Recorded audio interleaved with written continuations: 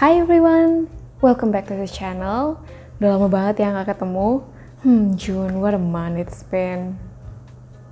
Oke, seperti yang kita semua udah tahu, di bulan Desember 2019, udah setengah tahun ya. Di bulan Desember 2019 ditemukan sebuah virus yang sangat menular, yang menjadi cikal bakal pandemi all around the globe. And here we are right now. At home. Nama virus ini adalah Severe Acute Respiratory Syndrome Related Coronavirus 2, disingkat SARS-CoV-2, dan nama penyakit yang disebabkannya ketika menyerang manusia adalah Coronavirus Disease 19 atau COVID-19 2019 kan, yang kemudian populer dengan nama Corona aja, biar gampang.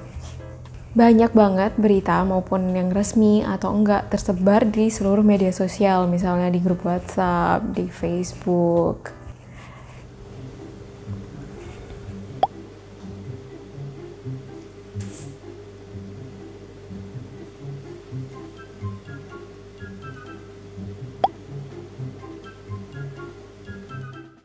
Yang pasti di video kali ini aku akan jelasin secara singkat, padat, dan benar, karena udah aku research, tentang apa yang terjadi kalau sampai virus ini menyerang tubuh manusia, plus beberapa fact check tentang mitos yang tersebar saat ini.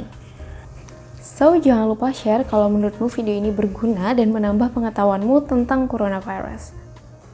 Virus itu sebenarnya bukan makhluk hidup, jadi dia itu seperti kapsul yang terdiri dari protein dan lemak atau lipid bilayer yang isinya materi genetik. Materi genetik itu kalau di dalam tubuh manusia itu DNA, virus juga punya. Materi genetik itu bayangin deh kayak sederet kode perintah yang mengatur sel-sel kita bagaimana harus bekerja supaya bisa menunjang kehidupan kita. So no matter how lonely you're feeling, always remember we have those billions and billions cute tiny little cells working hard for us 24/365 to make our lives happen. Oke, sekarang kalau bukan makhluk hidup, kenapa bisa menular, terus bisa menyebabkan efek yang hebat banget yang nggak bisa dilakukan oleh benda mati lainnya, kayak misalnya batu? Pertama, karena virus ini ukurannya kecil banget dan bisa menembus tubuh manusia, plus dia punya materi genetik yang bisa melebur sama materi genetik manusia, terus diacak-acak. Jadi udah kayak virus komputer yang bisa memprogram ulang atau ngehack supaya tubuh kita itu menjalankan fungsi yang lain dari yang sebenarnya.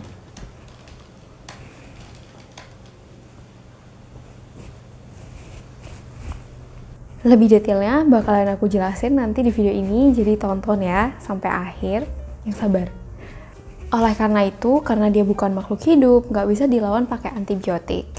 Namanya aja kan antibiotik, jadi antibiotik mau melawan segala kehidupan biologis. Nah, sedangkan virus itu nggak punya kehidupan biologis di dalam tubuh kita. Dia bukan kayak mengambil nutrisi dari tubuh kita karena dia sendiri nggak makan. Dia juga nggak mengambil any other resources karena dia juga nggak bernafas.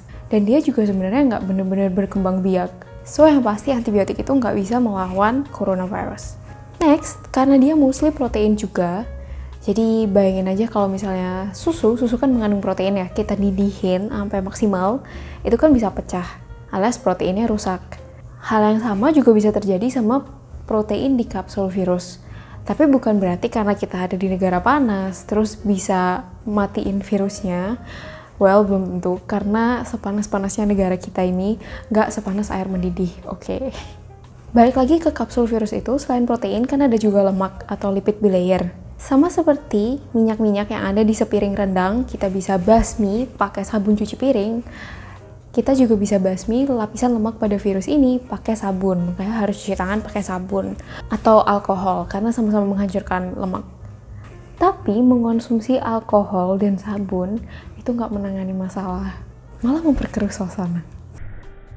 Kayak yang aku udah bahas sedikit tadi, virus itu sebenarnya bukan makhluk hidup dan nggak bener-bener berkembang biak, tapi dia bisa memperbaik diri dengan cara dan hanya dengan masuk ke dalam tubuh makhluk hidup. Kalau di permukaan-permukaan benda mati, dia bisa aja bertahan hidup. Tergantung kekuatan kapsulnya itu sendiri sih. Jadi kayak misalnya di gagang pintu, di koran, di barang-barang supermarket, dia nggak bisa bertambah banyak, tapi ya udah bertahan aja gitu di situ kayak upil kecil nempel. Dan dengan kondisi demikian dia nggak bisa bertambah banyak. Tapi kalau kita pegang, kita menyentuh permukaan-permukaan yang terkontaminasi, terus menyentuh muka kita, wajah, nah itu bisa aja nular. Atau lebih parah, if we catch a patient's droplet. Ada 3 pintu masuk virus, yaitu mata, hidung, dan mulut, karena itu lubang di muka kita kan ada di situ. In case of coronavirus, setelah masuk ke tubuh kita lewat mata, hidung, atau mulut itu, organ yang dituju adalah paru-paru, limpa, dan usus. Kenapa?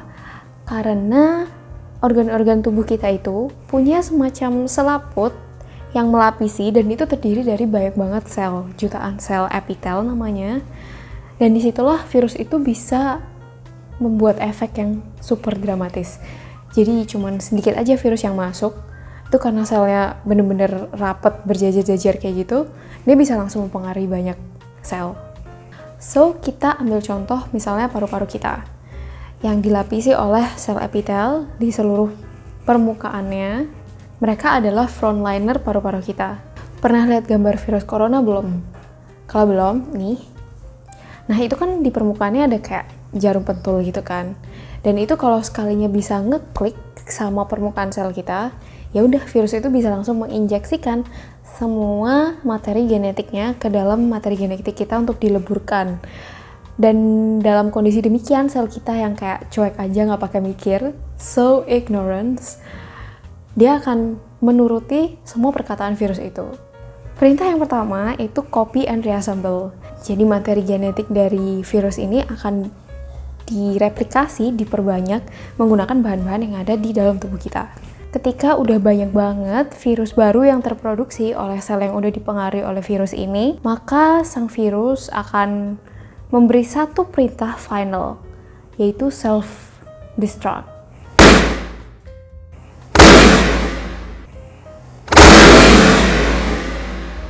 Saat itu terjadi, maka sel ini tuh akan melepaskan semua virus yang udah diproduksinya untuk menginfeksi sel-sel tetangganya. Dan dengan demikian dalam 10 hari aja, itu udah banyak banget sel tubuh kita yang mati, dan lebih banyak lagi virus yang udah diproduksi. Tapi ya kitanya masih bisa tampak biasa-biasa aja, karena sebenarnya sel-sel yang mati untuk memproduksi virus baru itu nggak terlalu signifikan sampai bisa membuat tubuh kita itu punya gejala atau bereaksi. Di titik ini sebenarnya emang tergantung sama tubuhnya itu sendiri sih. Kalau misalnya kayak anak kecil yang tubuhnya belum fully functional, atau untuk orang-orang yang udah tua, yang udah turun mesin, maka kehilangan sel-sel ini tuh akan menjadi sangat berarti, yang bisa menyebabkan gejala lebih parah daripada kita, remaja dewasa yang masih normal. Yang paling krusial adalah dengan banyaknya benda asing yang ada di tubuh kita ini, virus ini telah memacu tubuh kita untuk melepaskan inner beast-nya, sistem imun kita. Oke, seperti yang udah kita ketahui secara umum, sistem imun itu memberikan kekebalan buat tubuh kita dari paparan bakteri, virus, jamur yang ada di air, udara, bahkan di makanan kita setiap saat. Tapi yang nggak umum diketahui adalah sebenarnya sistem imun itu lumayan ganas. Karena bayangin aja bisa menangkal semua serangan itu kan. Nah, kalau misalnya mereka yang ganas ini nggak terkontrol, mereka juga bisa menyerang tubuh kita sendiri. So, ngelanjutin cerita yang tadi, ketika sistem imun tubuh kita mulai melepaskan sel-sel ke dalam paru-paru untuk menyerang virus, kenyataannya adalah virus itu juga bisa mempengaruhi sel-sel sistem imun, yang kemudian menyebabkan fighting frenzy. Jadi bisa ngelawan virusnya, tapi juga bisa ngelawan tubuh kita sendiri. Keadaan fighting frenzy ini akhirnya berujung dengan tubuh kita, sistem imun kita mengirimkan lebih banyak lagi sel-sel pertahanan ke paru-paru untuk bertempur. Dan ini sebenarnya nggak baik karena buang-buang resource kan. Jadi usaha yang dibutuhkan itu, jadi usaha yang dikerahkan itu lebih besar daripada usaha yang dibutuhkan. Karena semakin banyak sel imun yang dikirimkan, semakin banyak juga kemungkinan sel imun itu akan dipengaruhi oleh virus, dan berarti semakin banyak juga sel sehat dari tubuh kita yang bakalan diserang sama sistem imun kita sendiri. Dan ini tuh buruk banget karena efeknya bisa irreversible. Makanya kalau ada mitos yang bilang kalau orang-orang yang udah pernah kena corona, maka paru-parunya nggak bisa kembali normal, ya nggak sepenuhnya salah, karena berdasarkan teori ini, emang iya bakalan baik banget sel tubuh kita yang ikut terbunuh. Tapi bisa kembali normal atau enggak itu tergantung seberapa parah keadaan ini sebelum ditangani dan gimana penanganannya atau proses penyembuhannya.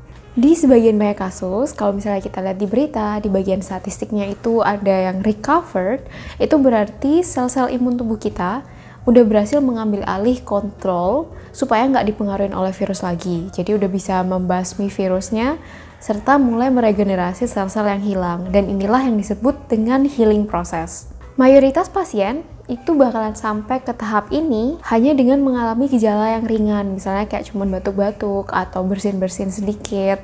Di sebagian kecil kasus, penyakit ini bisa berujung parah banget, bahkan kematian. Tapi seberapa kecilnya, persentasenya itu masih belum bisa dihitung karena semua ketidakpastian ini, apalagi it's still an ongoing pandemic, right? So, yang terjadi adalah kita kembali lagi ke paru-paru tadi yang punya berjuta-juta sel pelindung, tapi sekarang udah mulai mati karena harus bertempur dengan virus. Nah, dari situ paru-paru kita itu udah nggak punya pelindung lagi. Jadi ketika ada serangan lain yang misalnya bakteri dari udara, udah nggak ada yang bisa nangani karena imun kita itu udah kayak tersedot semuanya untuk mengalahkan virus, sehingga bakteri ini bisa menginfeksi paru-paru secara langsung. Dan paru-paru pun berusaha untuk mempertahankan diri, yaitu dengan memproduksi lendir. Sama kalau kayak kita pilek jadi berlendir kan, jadi ingus. Sama, tapi ini tuh di dalam, jadi kayak paru-parunya jadi basah. Dan kita semua tahu kan kalau paru-paru itu organ pernafasan, tempat terjadinya pertukaran gas dari darah dan keluar. Nah, kalau misalnya dia basah, jadi berat kan nafasnya, makanya bisa menyebabkan sesak nafas. Dan akhirnya ini tuh menjadi penyakit serius yang harus dirawat di rumah sakit karena butuh yang namanya ventilator. Dan bisa lebih parah lagi kalau misalnya bakteri ini menginfeksi nggak cuma paru-paru aja, tapi juga menginfeksi darah. Hal ini disebut dengan sepsis.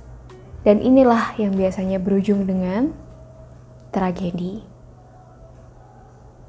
Alright, so don't forget to wash your hands and stay safe everybody.